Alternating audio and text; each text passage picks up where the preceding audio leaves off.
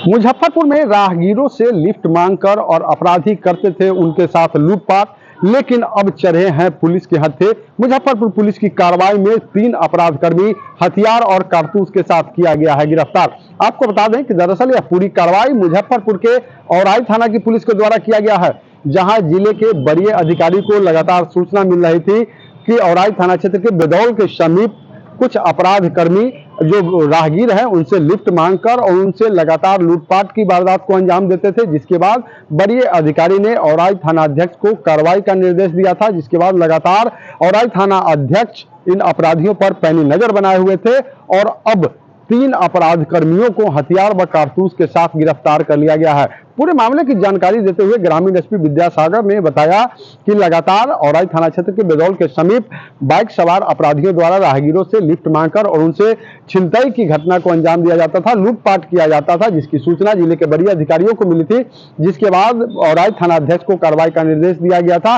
अब औराई थाना की पुलिस ने 3 अपराधियों को हथियार और कारतूस के साथ गिरफ्तार किया है। वहीं 2 अपराधी छापेमारी की भनक लगते ही मौके से फरार हो गए हैं, जिनकी गिरफ्तारी के लिए भी पुलिस छापेमारी कर रही है। और ऐसा बताया जा रहा है कि एक बार फिर 2 बाइक से 5 अपराधकर्मी बेदौल के समीप पहुंचे थे और किसी बड़ी वारदात को अंजाम देने के फिराक में थे। इसी बीच औराई थाना अध्यक्ष को सूचना मिल गई थी, जिसके आलोक में औराई थाना अध्यक्ष ने कार्रवाई करते हुए 3 आरोपियों को गिरफ्तार कर लिया, जबकि 2 आरोपी फरार होने में सफल रहे, जिनकी गिरफ्तारी के लिए लगातार औराई थाना की पुलिस छापेमारी कर रही है। पूरे मामले को लेकर ग्रामीण एसपी विद्यासागर क्या कुछ कह रहे हैं, सुनाते हैं उनकी बातों को। ये मामला है मुजफ्फरपुर सीतामढ़ी जो मार्ग है, राजमार्ग है, उस पर बेदौल ओपी के पास बागनोचा एक पुल है, वहीं पर आए दिन घटनाएं हुआ करती थी। किसी से छोटा मोटा छिनतई हो जाता था और बहुत सारे लोग तो थाने तक आ भी नहीं पाते थे। तो जब वरीय पुलिस अधीक्षक महोदय के पास जब इसकी सूचना गई तो उन्होंने थानाध्यक्ष और एसडीपीओ को संसूचित किया और उनको आवश्यक कार्रवाई करने के लिए निर्देशित किया।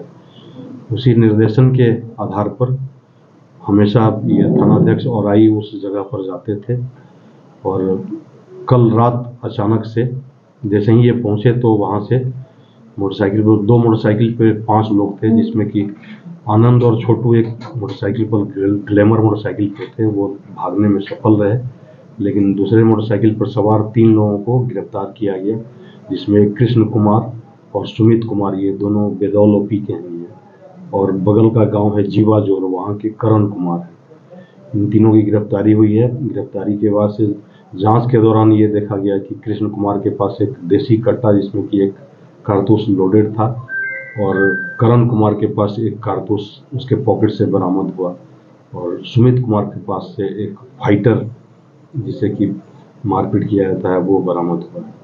फिर इनका मोटरसाइकिल जो स्प्लेंडर है उसकी भी जांच पड़ताल की जा रही है, क्या यह चोरी का मोटरसाइकिल तो नहीं है। ये लोग कैसे ऑपरेट करते थे?